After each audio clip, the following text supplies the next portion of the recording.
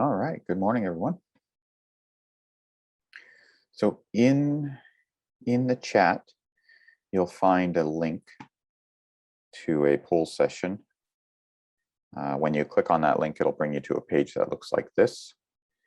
You could even just read the URL off of here, but it's probably easier to click on it in the poll session, or sorry, in the chat session. So what I've got planned is just a number of review questions. And this is an anonymous poll, so it's just for you to get an opportunity to submit a response and then get some feedback on the response. And we'll see how everyone's doing, and we can chat about the questions. So we might as well get started. I'm just trying to clean up my desktop a little bit because I've got a bunch of open windows here. There we go. All right. So the first poll question should now appear on. Yep, I can post it in there. It should now, the poll question should now appear in your browser window. I haven't opened it up for responses yet, so you can see activity pause, please wait for your instructor. So just take a moment, think about the question, maybe work out a solution to it. And now I've opened it up for responses. If you enter a response in and while you're waiting, you've rethought about it and you're like, hey, wait a minute, I made a mistake, just refresh the page. If you refresh the page, it'll give you a fresh instance of the question, and then you can go ahead and enter a new response in.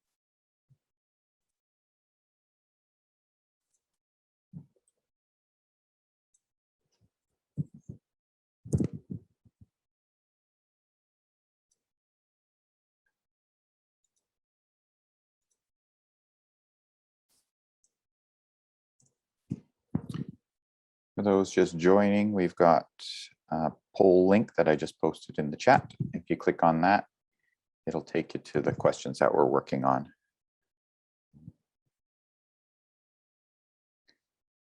And you'll have your own browser window open, but if you're wondering what question is, if you couldn't get it open in your browser yet, the screen share that I'm showing is the copy of the question in my browser window.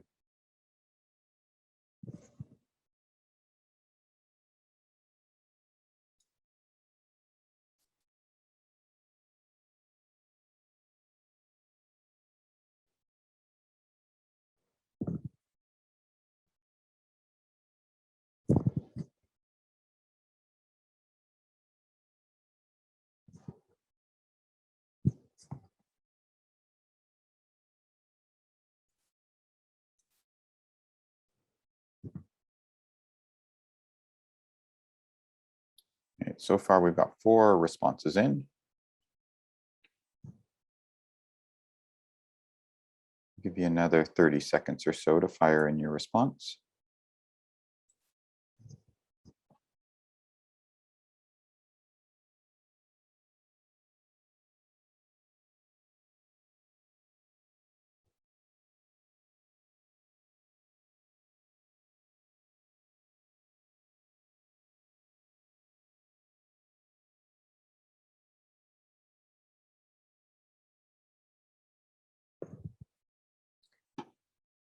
And to fire in your response, notice that the answer is just a fraction. So you can click on the numerator, you click on the denominator, you enter your values that you think to be the value of the dot product. And then you can hit the submit button after you entered it. If you make a mistake, just refresh the page.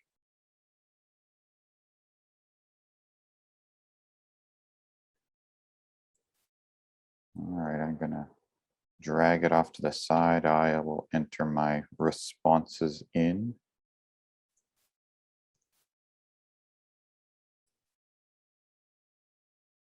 And I'm gonna close the poll now in 5, 4, 3, 2, 1. All right, so the poll's closed. And now the answer should be revealed. So you should be seeing a page like this, depending on how you answered. You can see, so I've got the second box highlighted. You can flip between the boxes to see what the response was. So the correct response was 1. So the answer was 1/2. And then you also have the option to view the classroom results as well. So you click on the view classroom results, and then you can click on a blank to see. So pretty good showing there. Maybe a little bit of trouble with the second part. So let's go ahead and look at that second part. So now I'm just coming back to the screen share, and I'm going to work through it. So if you're staring at your browser window, you can come back to the screen share. So the idea with this one was we've got unit vector u, and we've got this what looks to be an equilateral triangle. So we're going to exploit that fact. The reason it's equilateral is because of those little line segments on each of the vectors that make up the side of this triangle. We've got these little markings that tell us that they're all of equal length. So we've got a triangle, all sides of equal length. So it's an equilateral triangle, and therefore the angle for each of the 3 angles here is all the same. And that's going to be pi/3. So we've got this pi/3 angle everywhere. Maybe we'll indicate that these are all the same as well. And we're interested in the dot product. And so here we've got that the dot product is related to the lengths of each of the vectors times cosine of the angle between them. The length of each of the vectors is 1 because they're unit vectors. And what's cosine of pi/3? So pi/3 over 60 degrees, the cosine of that is 1/2. And so our value is 1/2. Okay, let's go to the next question now.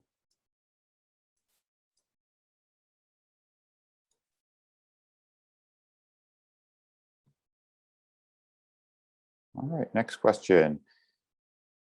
Same picture, same setup, u, v, and w. Now we're interested in the dot product of u and w. So go ahead and work out the dot product of u and w. Professor, can you post up the link to the poll again? Yeah. I accidentally closed it. Yeah, no worries. Yes. There it is.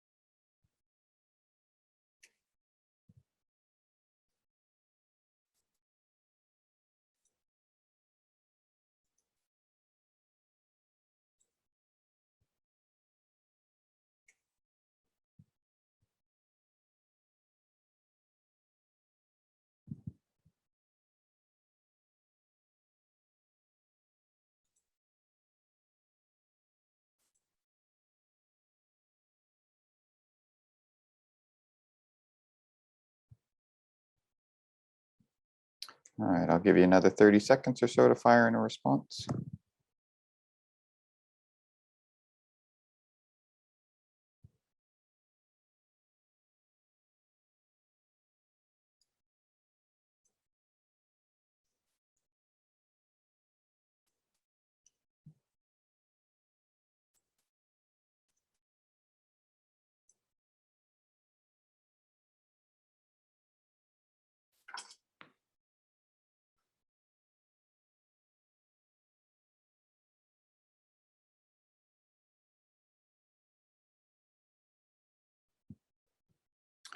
All right, 5, 4, 3, 2, 1.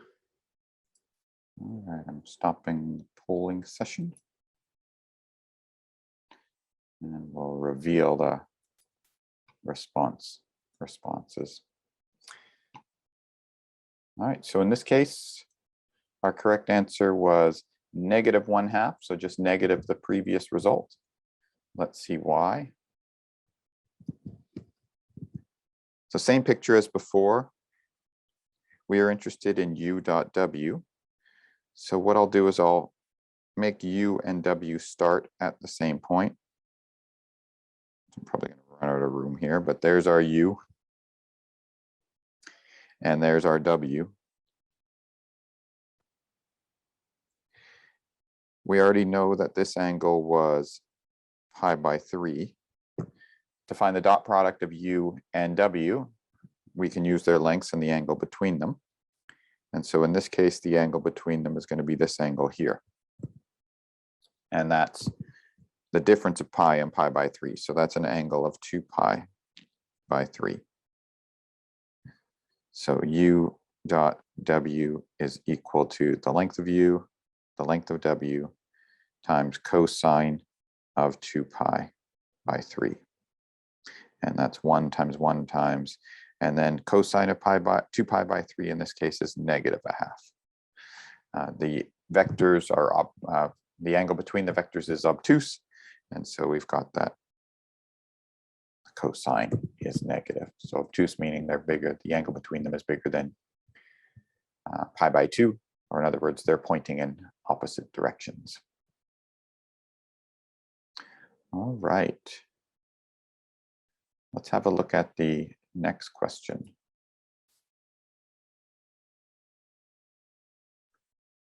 So we're back to the polling window again, and there's a new question up there.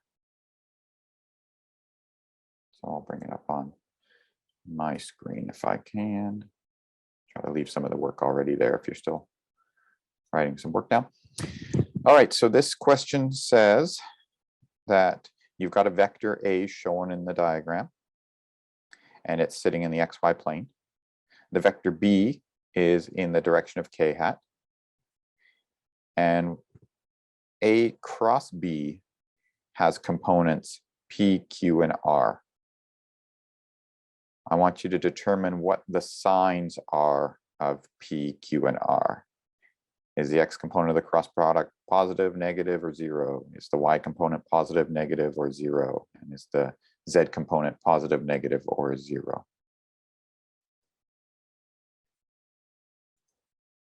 And so it's open to give an answer. If you click on one of the cells, it'll give you the 3 options. A less than, strictly less than symbol, an equal symbol, or a greater than symbol. And you're going to want to fill those in for each of those blanks.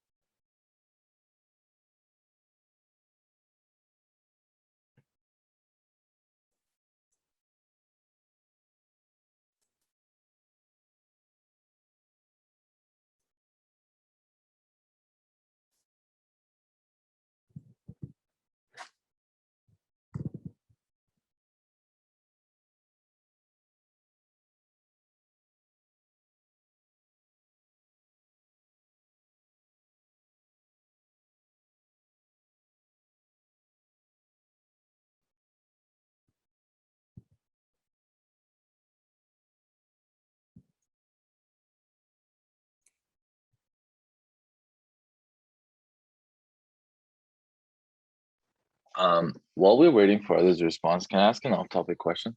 Sure. Yeah, it's about the practices for the final. So I was going over them during the weekend, and there's an endless number of textbook questions to go over. I was wondering if it's better for us to like focus on like WebAssign examples, or if we actually have to do like every single textbook question, if possible. So I would say, in terms of, to what extent do you do the textbook questions? So I would focus on those rather than the WebAssign.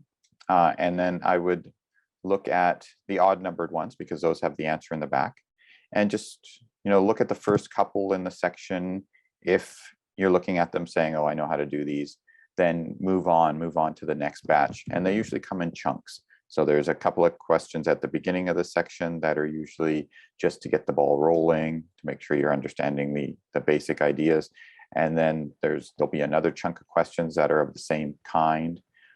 Doing one from each of those chunks, if you're familiar with the material at the beginning of those exercises, then move on to the later ones. Ideally, you'd want to spend a little bit more time on the later questions in the end of section, because those are the ones where the concepts become a little bit more challenging and they push you a little bit further.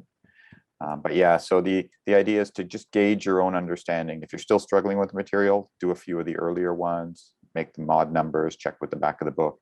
And then if you're feeling comfortable and confident, then go to the later section exercises.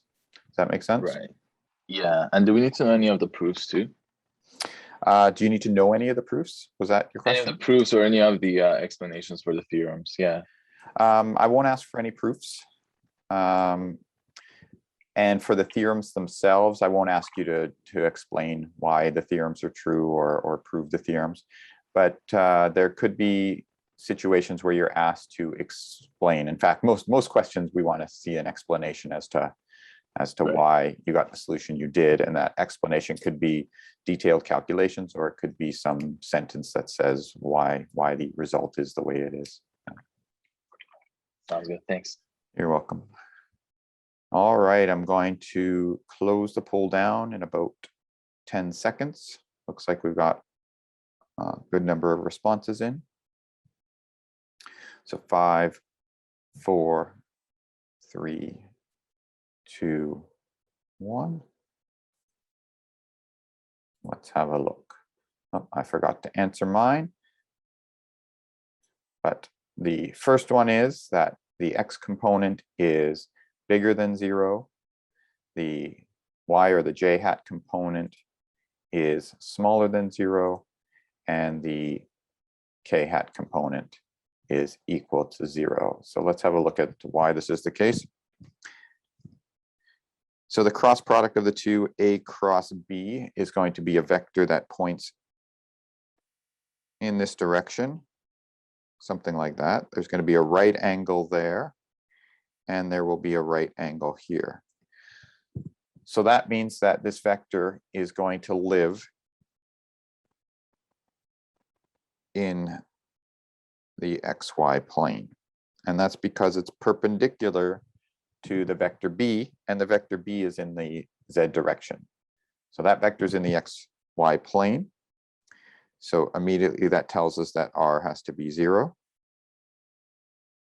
And then we can look at how it breaks down in terms of the other components.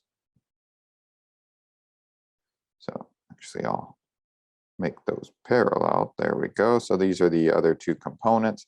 And so we get an x component, or a component of that vector in the I hat direction. That's going to be our p I hat. And then this one over here is going to be our q j hat. And we can see from where these things lie that p has to be bigger than 0 because it's pointing along the positive x-axis, and q has to be less than 0 because the j component of that vector is along the negative y-axis. All right, so just a little review of the right-hand rule, and cross products are perpendicular to the original two vectors. All right, let's have a look at the next one.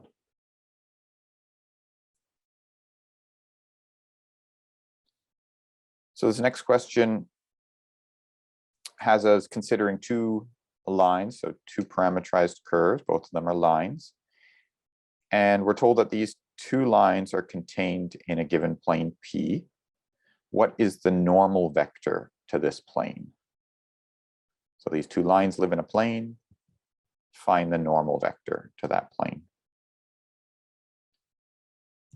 And I haven't activated the responses yet. You can see them there, but I'll give you a few minutes to do the calculations, and then I will open up the responses so that you can click on the one that matches the one you got, or best matches the one you got.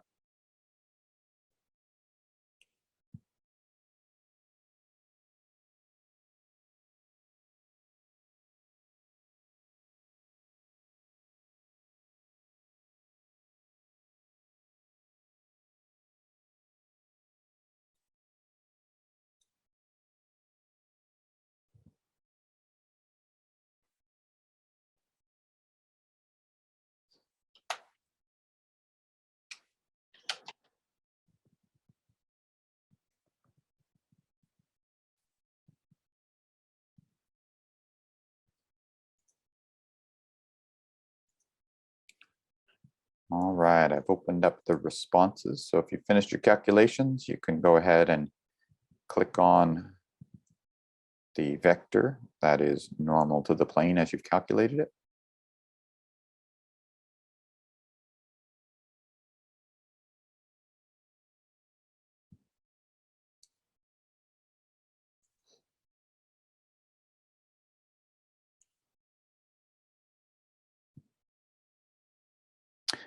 And I noticed there was a question about the previous one, so I'll move this over. People can work on that, and I'll just answer the question. So there's a question wondering why it's not on the opposite side.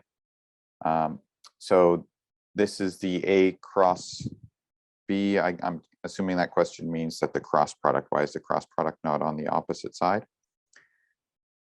So with the right-hand rule, we're going to point our fingers in the direction of the A vector, and then we're going to curl them in the direction of the B vector. And if that's our right hand, then our thumb is going to be pointing in the direction of the cross product. And so our thumb is pointing in this direction here as I've drawn the orange vector. Does that help?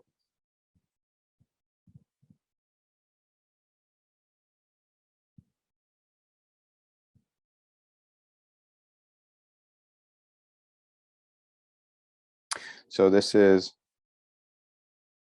okay, so this is, you point your finger, so it's A cross B. So that was our original question. So fingers go in the A direction and then curl into the B direction. Point them in the direction of the first vector and then curl them into the direction of the second. Yeah, perfect.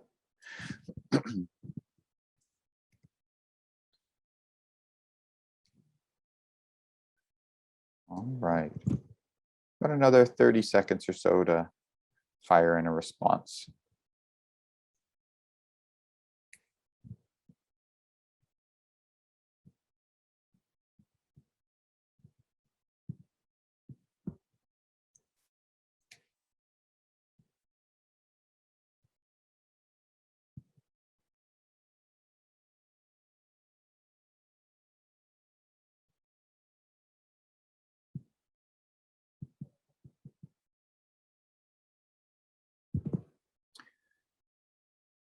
All right, we'll go for 5, 4, 3, 2, 1.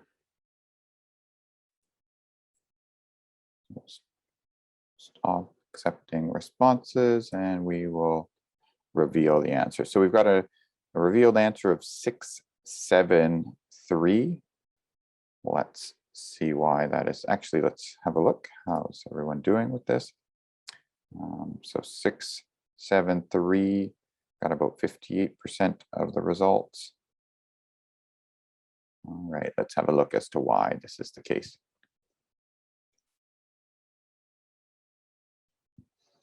So we've got these two lines, and whatever these two lines look like, something like this, let's say. We'll call this L1 and this L2. And so along L1, we have a vector that they may or may not intersect. It doesn't make any difference. What we just want is a vector that points in the direction of one of the lines. And that vector we can read off. It's going to be 3, -3, and 1. It's the coefficients of t. So 3, -3, and 1. And then for the other line, we've got the other vector, which is -1, 0, and 2. So that it might have been, if you're doing these things quickly, you might not have realized that there's actually no t part to the y component of, oh, that should have been L2. L2. There's no t in L2, the y component of L2. So it's got a 0 component there. And now these things live in a plane. So we're going to find the normal to that plane by taking the cross product of those two vectors. So we'll go ahead and find the normal by doing the cross product. So we'll go I, j hat, k hat, and we'll do 3, -3, 1, -1, 0, 2. And so our components in this case end up being cover up. Oh, that's not what I wanted to do. I want my laser pointer. So we'll cover up that one, and we've got -3 times 2 minus 0 times 1. So we get a -6 as our first component. Our second component is going to be negative of 3 times 2 minus -1 times 1, or 6 plus 1 is 7, and we're taking negative of that because it's the second component. So we get a -7. And then the z component here is 3 times 0 minus -1 times -3. So that's a -3. And so there's our normal vector. But any vector parallel to this is also a normal vector. And so we just look down the list and we see that there's a vector that's parallel to it. So if you did the cross product in the opposite direction, you would have got 6, 7, 3 immediately. But if we did the cross product in this direction, we're going to get negative of the vector that's listed there. So anything that's parallel to this one would work. And so there's only one vector in the list that's parallel to this, and that's 6, 7, 3. All right. Let's have a look at the next question.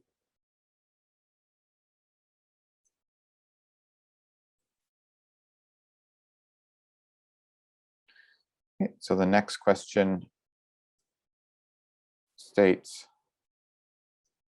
we want to find a point where these given lines intersect.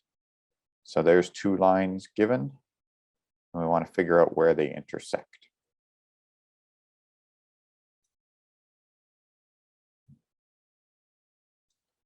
These are actually just the two lines that are given in the question we just worked on. We found the normal vector to the plane that they live in, but now we're just going to find their intersection. They actually do intersect, and so let's go ahead and find it.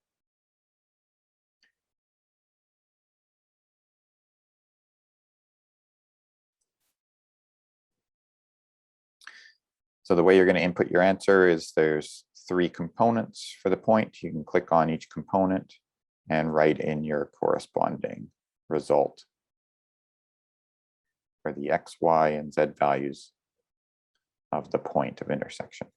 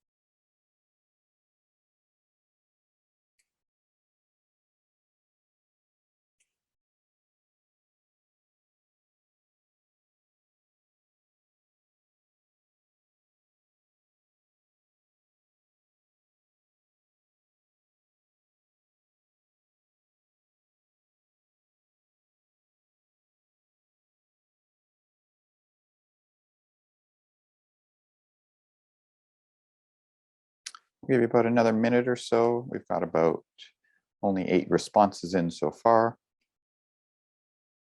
So about another minute.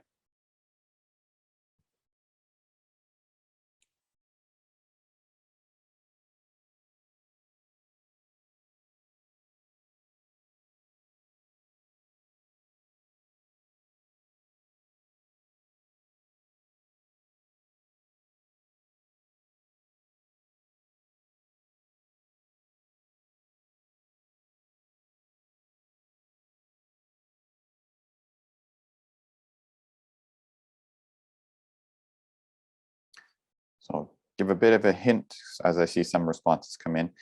They're all integer values. So the X, Y, and Z values are all integers. So there's no fractions, no decimals needed. So if you got a decimal result, then have a look back and recheck your calculation.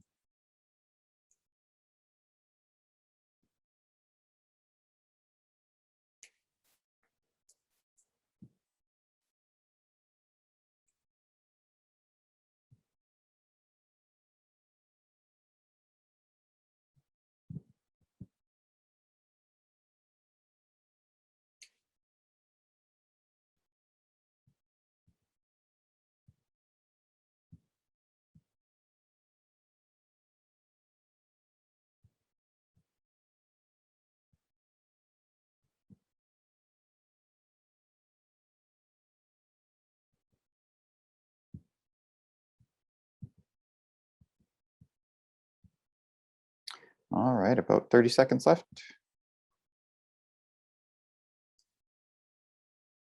Got about half the responses in that we had to the previous question.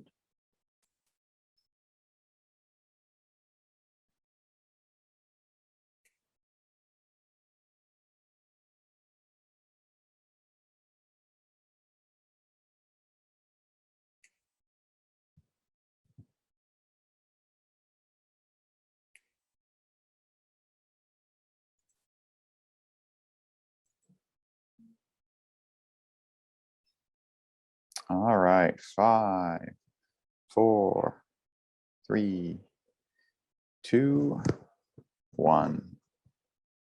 All right, I'm closing down the poll. And let's see what we get.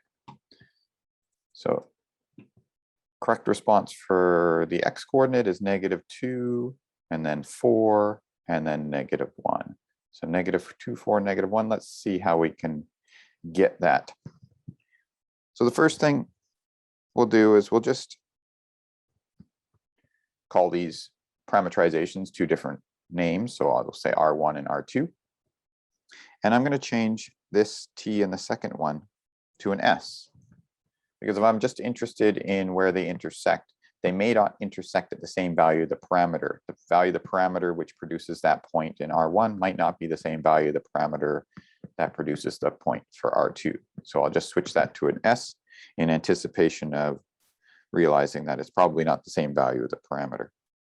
So then we've got a 1 plus 3t, a 1 minus 3t, and a t, whereas the second curve is given by -2 minus s, 4, and -1 plus 2s.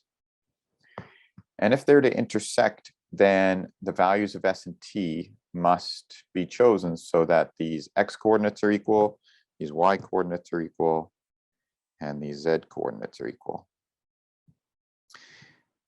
So the one I'm going to start with is this one here that says 1 minus 3t is equal to 4. Because that tells me that -3t is equal to 3, or t is equal to -1. So if they do intersect, they have to have the same y component or y coordinate, and that y coordinate has to tells me that t has to be -1 in order for that to work out. So then I can go ahead and look at the next part. Maybe I'll look at the z component. If those are equal,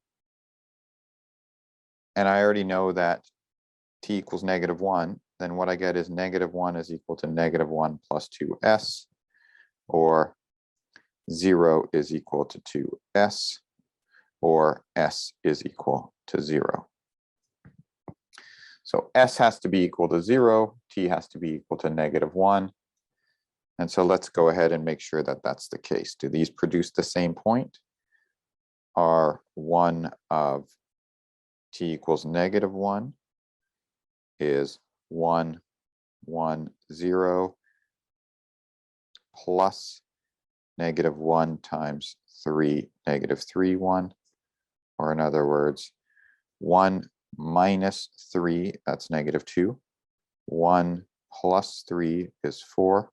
And 0 minus 1 is -1. So there's the point that these two curves should intersect at. That's the first curve with the value of its parameter, t equals -1 plugged in. Let's make sure that that gives us the value of the second curve with s equals 0 plugged in. The only one that I haven't checked yet is the x component. I got that the y and the z components are going to be 4 and -1 because I solved those equations. But when I plug s equals 0 into that second equation, I get -2, 4, -1 plus the 0 vector because s is 0. And so indeed, I get the same value. And so that's our point. Our point of intersection is -2, 4, -1. And we have the values of the parameters that produce that point on each of the curves. All right. Let's have a look at the next question.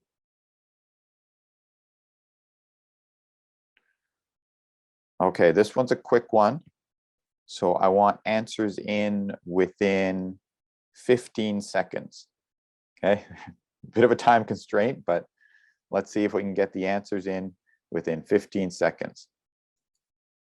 So I'm starting the presentation now. I have 15 seconds from when I open up the submission box. So I'll let you read the question first, and then when I click the submission box, you have 15 seconds to answer. So the question is, what is the curvature of the line with the following parameterization? The curvature is, and there's the blank which you'll click on and fill in the result. So there we go. Blank's ready, click on it, go ahead and fill in your result.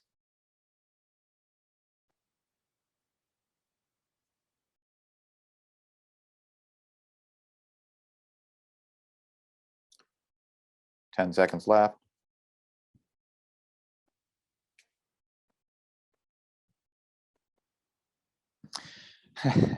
Five seconds left. 4, 3, 2, 1. Let's pause. Oops, I paused. I meant to reveal the response. There we go. Reveal the response. Last second. Nice. Okay, so it's a line. The curvature of a line, lines are straight, curvature is 0. So the correct response is 0. So no calculation required to do this. If you've got a line, the curvature is 0.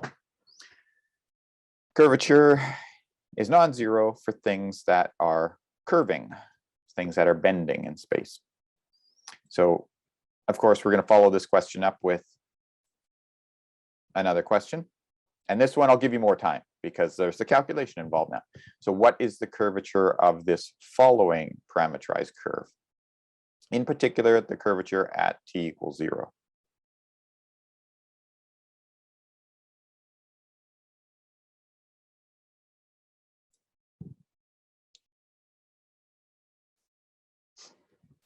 So you can go ahead and calculate the result. I'll give you about 2 minutes for this one.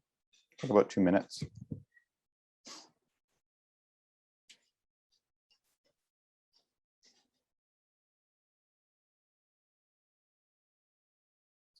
And if at this point you're thinking, oh, I forgot my formulas for curvature, I'm going to have to look those up, then that's probably a good indication that curvature formula would go well to have on your memory sheet that you're going to bring to the final. So having that curvature formula there will probably be a good thing if you're looking at this going, oh, I can't remember it exactly.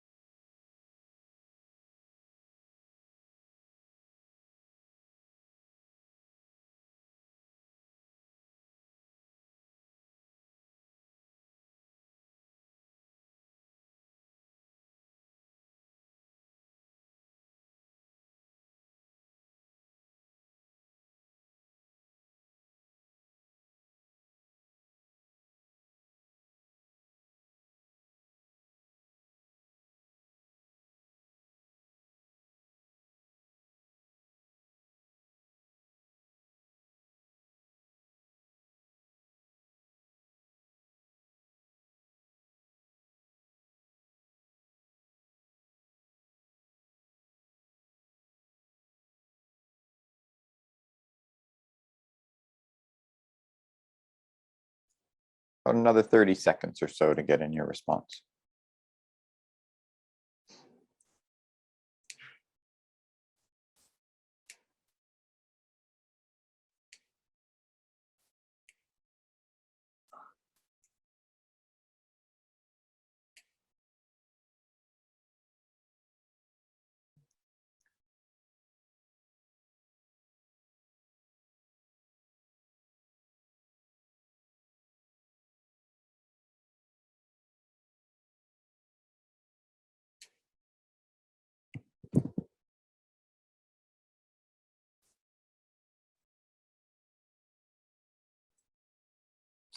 All right, 5, 4, 3, 2, 1. I'm gonna stop full here. And let's have a look. So for curvature, use the result that it is the derivative cross the second derivative in magnitude all over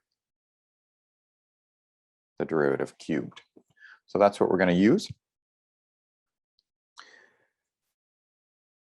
So r prime is going to be 1 e to the t negative e to the negative t. So that's our first derivative. Our second derivative is 0 e to the t e to the negative t. In particular, we're interested in what's going on at 0. So that's going to be 1, 1, negative 1. And r double prime at 0 is 0, 1, 1.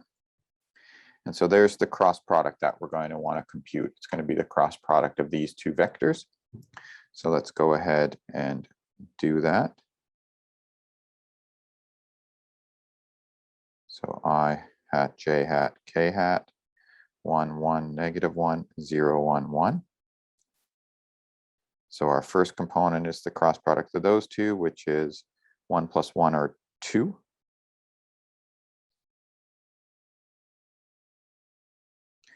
Our second component is 1 times 1 and then minus 0 times negative 1. So that's going to be negative 1. And our last component is 1 times 1 or just 1. And we're interested in the magnitude of this. So the magnitude of r prime of 0 cross r double prime of 0. And that magnitude is going to be the square root of 4 plus 1 plus 1, or root 6. So that's going to be our numerator up there. And now we can go ahead and work out our denominator.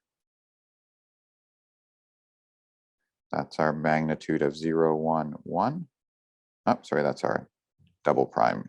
It's a magnitude of 1, 1, 1, 1, negative 1. And so that's going to be our root 3. And so our curvature is going to be root 6 over root 3, which is root 2. Why didn't I cube the denominator? I thought I did. Did I not? Oh, I didn't cube the denominator. Yeah, I thought. And therefore we'll get a root 3, a root 2, and a 3 with a cubed root, or sorry, a square root of 3. Looks like I didn't. And so if I cancel those off, I get a root 2 over 3. And did I not have that as an option? Now that I think about it, I might have. Oh, I didn't. Oh, maybe I did. Let me just go back to presenting this thing and bring it up. Sorry, it might have been my error here. Let me click on it.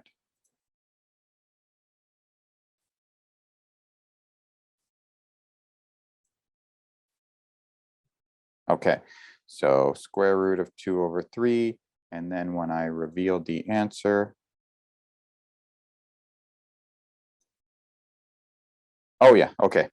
So it was me that made the mistake when I did the solution, but I had coded it properly in the poll. So the correct option was, or the correct response was 2 over 3. Thanks. It was just my error in that last part where I neglected to do the cubing of that. So that's the fix. Thanks for pointing that out. Sorry, yeah, I was trying to move quickly through that and completely messed it up. I'm going to just do 2 more really quick ones. Look at the picture, no calculation involved. Just look at the picture, use the definition of what the integral is, and figure out the result. Here's the question. I've got a vector field shown, and I've got a curve shown. Is the line integral positive, negative, or 0?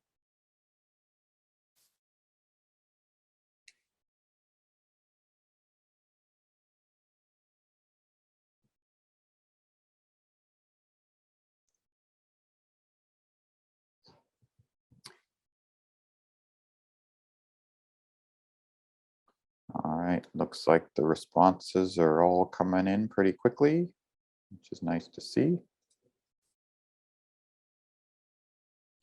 Give you another 10 seconds or so to fire in a response. Oh, looks like we've actually got all the responses in now. All right, let's have a look. I'm going to stop the poll in 5, 4, 3, 2, 1. Let's have a look at the results. So the answer is the integral is negative. Just going to bring it up here. And the key thing to look for is, remember, the integral itself is the integral along the curve C of f at a point on the curve dotted with the tangent line to the curve dt. So it's really a question about what is the sign of this. Oops, sorry, you can't even see that. There we go. What is the sign of that dot product? So that's unpacking the line integral as to how we would compute it. So we're taking the dot product of the vector field at each point on the curve with the tangent vector. So I go to my picture, and I just imagine what happens at each point. So at each point, I've got a vector field emanating from that point, and then I got the tangent vector. And I just go along the curve and look at every point on here and just see that, oh, the angle between them is always obtuse. The vector field is pointing in the opposite direction of the tangent vector. So this sign is always negative. And so you're integrating a negative function. And so the value has to be negative. Let's have a look at the last one. Similar flavor.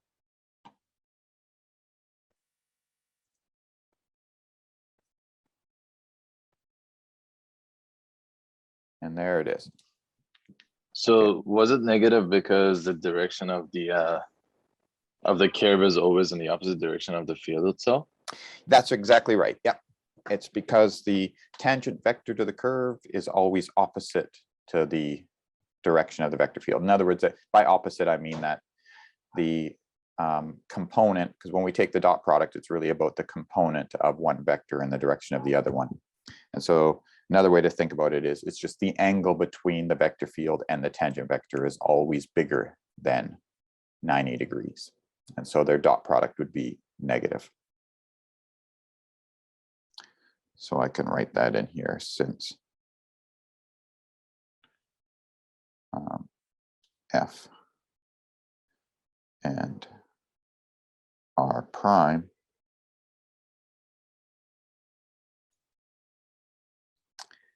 have angle bigger than 90 degrees between them.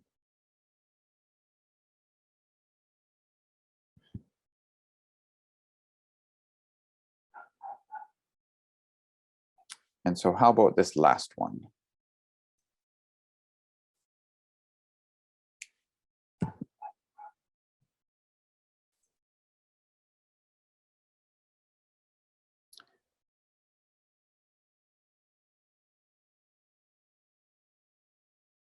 Yeah, it looks good. I'm going to show the response. It's looking good. 100%. 100% got it correct of all the responses that came in. There was over, well, close to full number of responses. We might have lost a few because we're just past class time now. But yeah, in this case, it's 0.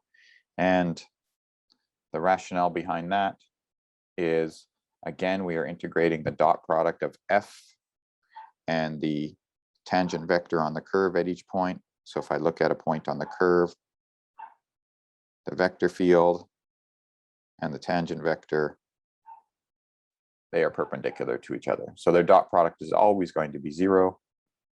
And therefore, the value of the line integral is going to be 0 because the integrand is always 0.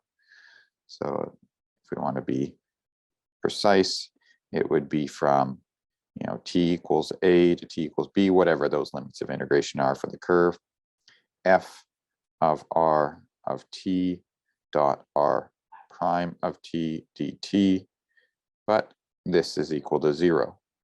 So we are integrating the 0 function, and therefore the value is 0.